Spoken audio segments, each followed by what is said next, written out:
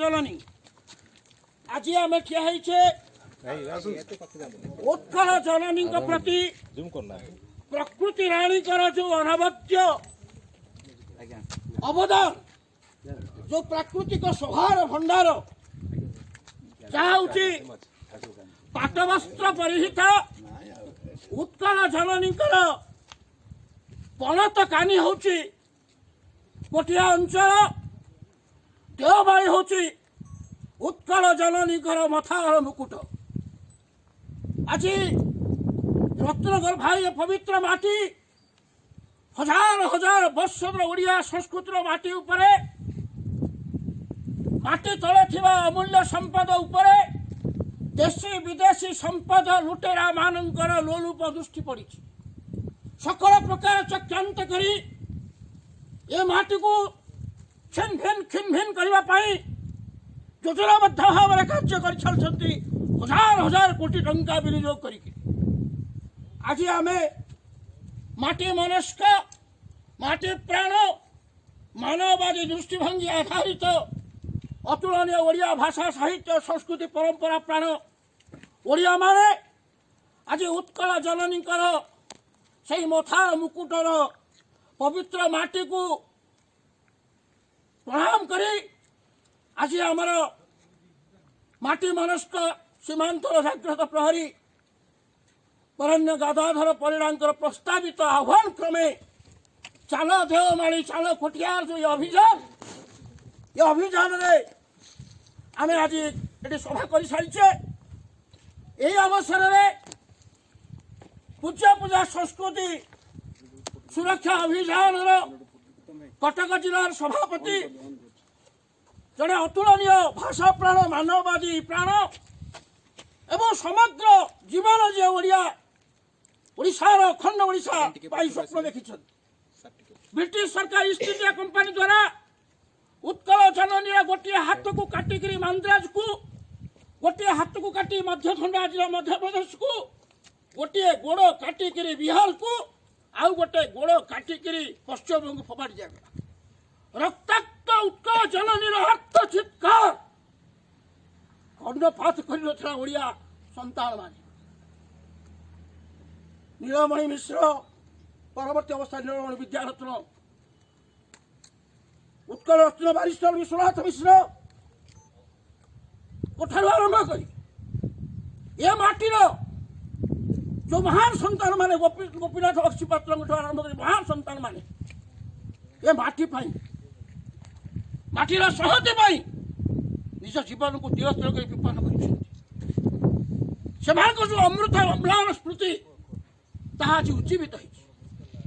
ଆହୁରି ଉଜ୍ଜୀବିତ ହେଇଛି ଜଣେ ପ୍ରବୀଣ ଗାନ୍ଧୀବାଦୀ, ପ୍ରବୀଣ ସାରସ୍ୱତ ସାଧକ, ସାମାଜିକ ନ୍ୟାୟର ପ୍ରବକ୍ତା, ଅପର ଦୁଃଖରେ ବିଗଳିତ ହୃଦୟର କୃତ୍ରିମ କରୁଣା ପ୍ରଦର୍ଶନ କର୍ତ୍ତା ବରଣ୍ୟ ଚିର ବନ୍ଦନୀୟ କୃଷ୍ଣ ସିଂ ମହୋଦୟ, ସେ ଆଜି ଆସି ପହଞ୍ଚିଛନ୍ତି। ଆଜି ଏହି ପ୍ରେକ୍ଷାପଟରେ ମାନବବାଦୀ କବି, ଜଣେ ଆଦର୍ଶ ପ୍ରଧାନ ଶିକ୍ଷକ, ଜଣେ ବିଶ୍ୱମଣି ପଣ୍ଡିତ ଗୋପବନ୍ଧୁ ପ୍ରାଣ କବି ସୁନୀଲ ମିଶ୍ର ତାଙ୍କର ସେ ନିଷ୍ପତ୍ତି କଲେ ଏ ଦେଓମାଳି ଅଭିଯାନରେ ଦେଓମାଳି ଉପରେ ମୋର ଯୋଉ ସୃଷ୍ଟିକୁ ସମର୍ପିତ କରାଯିବ। ମୁଁ ତାଙ୍କୁ ଧନ୍ୟବାଦ ଦଉଛି। ଅନେକ ଅର୍ଥ ଦେଇ ଆଜି ସେ ଆସି ବାଙ୍କିରୁ ପହଞ୍ଚିଛନ୍ତି। ଏପରିକି ରାଷ୍ଟ୍ରପତିଙ୍କ ଦ୍ୱାରା ପୁରସ୍କାର ପ୍ରାପ୍ତ ଶିକ୍ଷକ, ସାରସ୍ୱତ ସାଧକ, ଜୀବନୀ ଲେଖକ ଶ୍ରୀଯୁକ୍ତ କାମଦେବ ମହାପାତ୍ରଠୁ ଆରମ୍ଭ କରି ଅନେକ ସାଥୀଙ୍କ ସହ ସେ ଆସି ପହଞ୍ଚିଛନ୍ତି। ତେଣୁ ମୁଁ ଆଜି ବିନମ୍ର ଭାବରେ ଆମର ଓଡ଼ିଆ ମାନଙ୍କର ଆଜି ଯେ ମୁରବୀ, ଆଜି ଯେ ବିବେକ, ଆଜି ଯେ ଆଜ୍ଞା ଆହ୍ୱାନ ବରଣ୍ୟ କୃଷ୍ଣ ସିଂଙ୍କ ଦ୍ୱାରା, ବରଣ୍ୟ ଗଦାଧର ପରିଡ଼ାଙ୍କ ଦ୍ୱାରା ତାହା ଆଜି ଶ୍ରଦ୍ଧାର୍ପିତ ଏଠି ହେବ। ମୁଁ କବି ସୁନୀଲ ମିଶ୍ରଙ୍କୁ କହୁଛି, ଦୁଇ ଜଣଙ୍କ ଦ୍ୱାରା ଏ ପୁସ୍ତକକୁ ଶ୍ରଦ୍ଧାର୍ପିତ କରନ୍ତୁ, କାରଣ ଇଏ ହେଉଛି ଶବ୍ଦ ଯେ ଅମୃତ। ସେଠି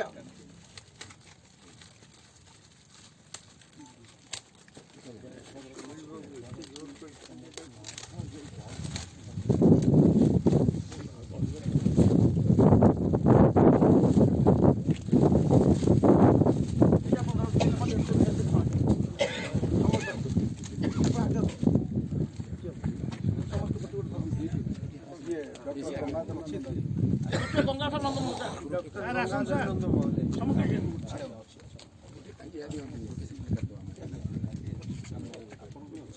ନିଜେ ଧର ଗୋଟେ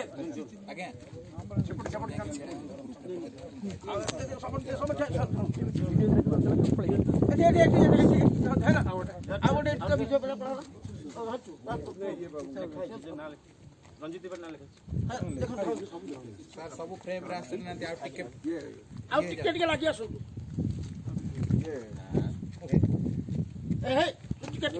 ଆପଣ ଆପଣ ଆରେ ଆପଣ କି କଥା ଆପଣ ଆରେ ଆରେ ଆପଣ କି କଥା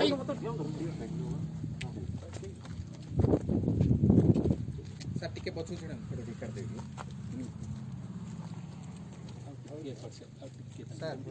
ସାର୍ ମଧ୍ୟରୁ ସୁନୀଲ ମିଶ୍ର ଅନ୍ୟତମ। ଆଜି ଆମର ସ୍ଥିତି ଏମିତି ହେଇଛି ଯେ ଆମେ ବାପା ମା ବଞ୍ଚିଥିଲା ବେଳେ ରସଗୋଲାଟିଏ ନ ଦେଇ ବାପା ମା ମରିଗଲା ପରେ 10 ବା 11 ଦିନ ଲୋକଙ୍କୁ ଡାକି ଛେନା ରାବିଡ଼ି ଖାଇବାକୁ ଦେଇ ଲଣ୍ଡା ହେଇ ଗୋଟେ ନାଲିଆ ଗାମୁଛା କାନ୍ଧରେ ପକେଇ ସହକରେ ପଚାରିଥାଏ ଭାଇ ଖାଇବାଟା କେମିତି ହେଇଛି। ବଞ୍ଚିଥିଲା ବେଳେ ଦେଲୁ ନାହିଁ ତୁଣ୍ଡରେ, ମରିଗଲା ବେଳେ ବେଳା ମୁଣ୍ଡରେ ଦେଇକି ଆମେ ଆଗ୍ରହ ପ୍ରକାଶ କରି ବାପା ମାଙ୍କୁ ପଚରା ଯାଉନି।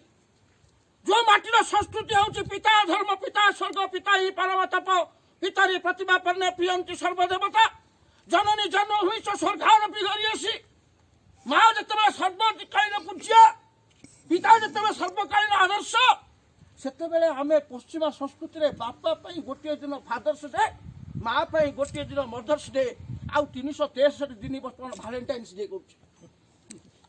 ଆଜି ଏଭଳି ସ୍ଥିତି ଆସିଛି ବଞ୍ଚିଥିଲା ବେଳେ ଆମେ କୌଣସି ପ୍ରତିଭାକୁ ମୂଲ୍ୟାଙ୍କନ କରୁନେ। ମୋର ମନେ ଅଛି ପୃଥିବୀର 6702ଟା ଭାଷାରୁ ଆମ ଭାଷା ଯେ ସର୍ବଶ୍ରେଷ୍ଠ ଭାଷା ତା ଆମେ କହୁନେ ବିଶ୍ୱ କହିଛି।